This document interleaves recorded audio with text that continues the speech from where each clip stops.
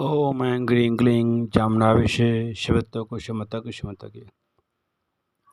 इंद्र ने अपने शत्रु विश्वरूप को मारकर अपने भवन में चला गया और ब्रह्म हत्या की चिंता न करते हुए अपने भवन में अपने आप को धन्य मानकर भवन में चला गया। उस धार्मिक पुत्र को इंद्र द्वारा मारा हुआ सुनकर त्वष्टा के मन में बहुत क्रोधित हुआ और कहने लगा, मेरे निरपराध मुनि को मार डाला। अपने पुत्र का बदला लेने के लिए मैं पुनः पुत्र उत्पन्न करूंगा और देवता लोग मेरे पराक्रम और तपोबल को देख लें।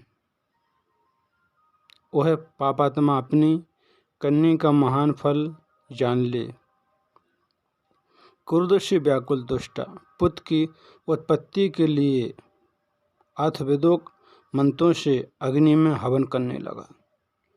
8 रात्रियों तक प्रज्वलित अग्नि में हवन करने पर सहस अग्नि सदृश एक पुत्र प्रकट हुआ। अग्नि से प्रकट हुए और अग्नि के सदृश प्रकाशमान और तेज बल से युक्त उस पुत्र को अपने सम्मुख देखकर त्वष्टा ने कहा, हे इंद्रशत्रु, मेरे तपोबल से तुम शीघ्र बढ़ जाओ। त्वष्टा के कहने पर अग्नि के समान पुत्र शीघ्र ही बढ़ने लगा। बढ़ते बढ़ते विशाल और काल पुरुष के समान भयानक हो गया। पुत्र ने अपने दुखी पिता से कहा, मैं क्या करूं? हे पिताश्री, मेरा नामकरण कीजिए, मुझे कार्य बताइए। आप चिंतित क्यों हो रहे हैं? मुझे अपने दुख का कारण बताइए। मैं आज ही आपके शोक का नाश कर दूंगा।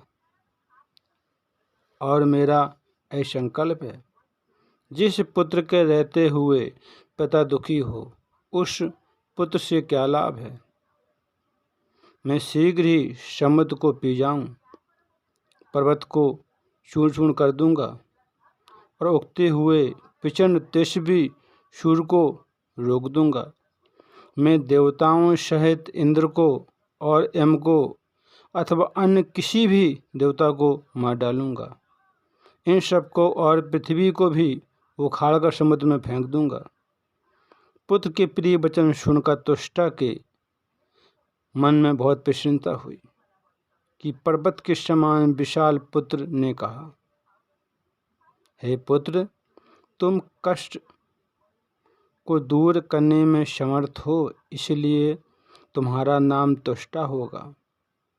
तुम्हारा तीसरा विश्वरूप एक तपस्वी भाई था, जो तुम्हारे ही समान अत्यंत शक्तिशाली बलशाली था। उसके 3 सिर थे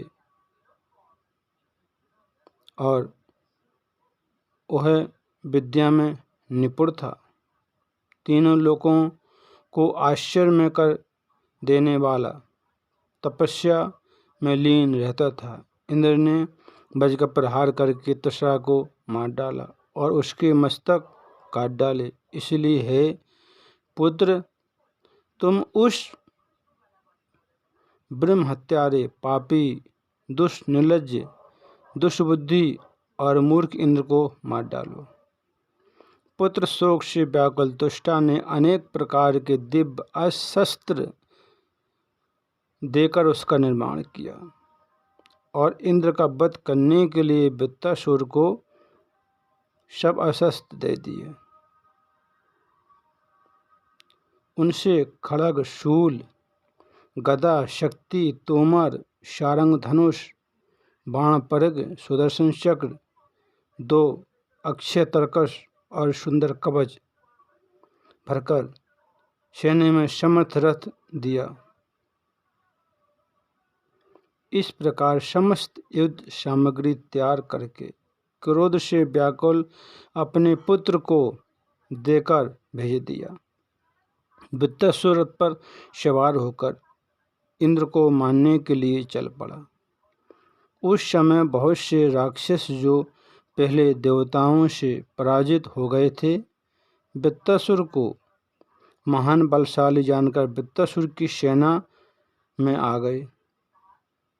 इंद्र के दूत वृत्तासुर को युद्ध के लिए स्वर्ग में आया देखकर देवता शीघ्र इंद्र के पास आ गए और कहने लगे, हे इंद्रदेव, वृत्तासुर आपका बलवान शत्रु रथ पर सवार होकर राक्षसों की सेना लेकर आपके पास आ रहा है। शीघ्र ही स्वर्ग पर आक्रमण करने के लिए आ रहा है। पुत्र शोक से और क्रोध के वशीभूत होकर त्वष्टा ने आपके नाश के लिए वृत्तासुर को उत्पन्न किया है। हे इंद्रदेव, शीघ्र उपाय कीजिए। सुमेरु और मंदाचल पर्वत के समान अत्यंत भयंकर दिखाई देने वाला वृत्तासुर भयंकर गर्जना करता हुआ अब शीघ्र ही स्वर्ग की ओर आ रहा है। भयभीत देवगण सभी वहां आ गए। दूतों की बात सुनकर इंद्र से कहने लगे, हे इंद्रदेव, इस समय स्वर्ग में अनेक प्रकार के अपशगुन हो रहे हैं। पक्षियों के बहुत सी डरावने शब्द हो रहे हैं। कौवे, गिद्ध, बाज, क्रूर पक्षी भवनों के ऊपर बैठकर भयंकर सुरों में रो रहे हैं। हाथी घोड़े की आँखों से लगातार आंसुओं की धारा नीचे गिर रही है। रात में रोती हुई राक्षसियों का भयंकर शब्द सुनाई दे रहा है।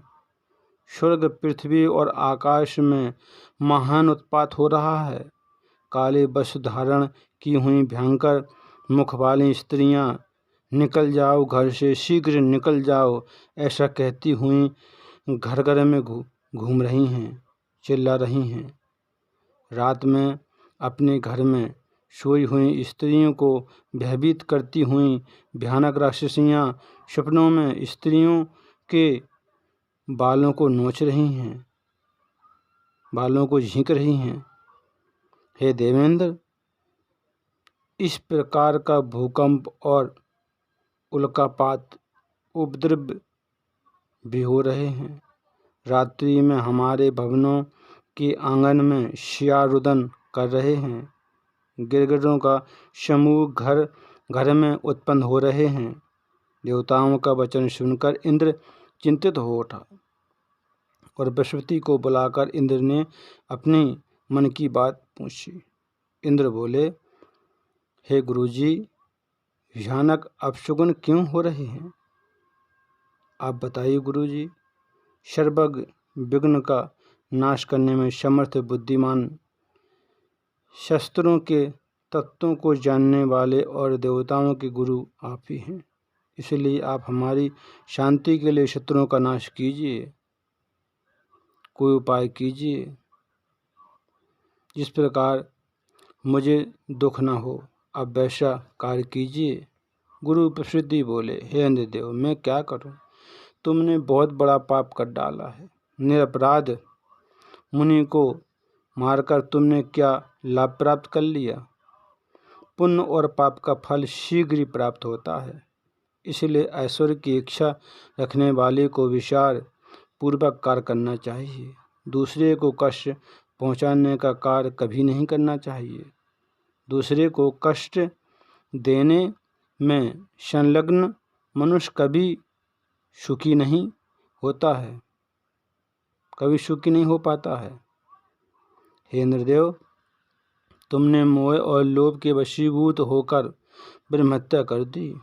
उसी पाप का फल आज उपस्थित हो गया है। वृत्तासुर जन्म से ही देवताओं से अजय है। बहुत से दानवों से घिरा हुआ वृत्तासुर तुम्हें मारने के लिए स्वर्ग की ओर आ रहा है। वृत्तासुर रथ पर सवार होकर पिल्ले मचाते हुए चला आ रहा है। हे देवेंद्र, वृत्तासुर की मृत्यु नहीं होगी। वृत्तासुर कि मृत्यु अभी नहीं होगी। बृहस्पति ने इंद्र से कहा। स्वर्ग में कोहल मचा गया। गांधर्व, किन्नर, यक्ष, मुनि और सभी देवता अपने अपने भवन छोड़कर भाग गए।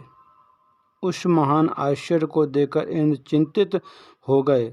तब इंद्र ने सैनिकों को सेना तैयार करने का आदेश दिया।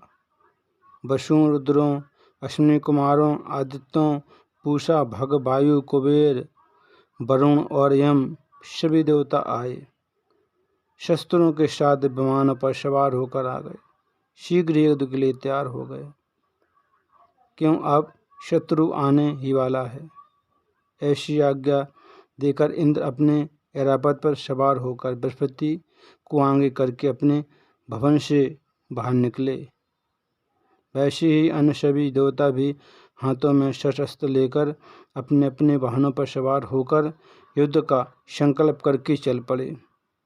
उधर वृत्तासुर भी विशाल दानवी सेना के साथ मानसरोवर के पर्वत पर आ गया। बृहस्पति को आगे करके सभी देवताओं के साथ इंद्र भी मानसरोवर के पर्वत पर आकर पहुंच गया और सभी देवता युद्ध करने के लिए तैयार हो गए और भयंकर संग्राम होने लगा, युद्ध होने लगा। तब गदा, तलवार, परग, परशु, बाण, शक्ति और पशु शस्त्रों के द्वारा वृत्तासुर इंद्र में भयंकर युद्ध होने लगा। युद्ध छिड़ गया भयंकर। देवताओं और वृत्तासुर में 100 वर्षों तक भयंकर युद्ध चला। युद्ध में सबसे पहले वरुण और उसके बाद मरुदगण भाग गए। यम, अग्नि, इंद्र जो भी देवता थे वे सभी युद्ध से भाग गए। सभी देवता युद्ध को भागते हुए देखकर वृत्तासुर प्रसन्नतापूर्वक अपने पिता के पास चला गया और पिताश्री को प्रणाम करके बोला, हे पिताश्री, मैंने आपका कार्य सिद्ध कर दिया, आपका कार्य पूर्ण कर दिया। युद्ध भूमि में आए हुए इंद्र सहित सभी देवता मुझसे पराजित हो गए, परास्त हो गए। सभी देवता उसी प्रकार भयभीत होकर भाग गए जैसे सिंह के डरकर हाथी और मृग भाग जाते हैं। इंद्र तो पैदल ही भाग गया। मैं हाथियों में श्रेष्ठ इस ऐरावत हाथी को ले आया हूँ। हे भगवान, आप इस गज को ग्रहण कीजिए। मैंने सभी देवताओं को इसलिए नहीं मारा है क्योंकि डरे हुए को मारना अनुचित होता है। हे पिताश्री, आप पुनः आज्ञा कीजिए, मैं आपका इच्छित कार्य करूँगा। पुत्र का वचन सुनकर त्वष्टा ने प्रसन्न होकर कहा, आज मैं पुत्रवान हो गया, मेरा जीवन सफल हो गया। काम करते रहो, मैया का नाम जपते रहो, शुक्ति को क्षमता।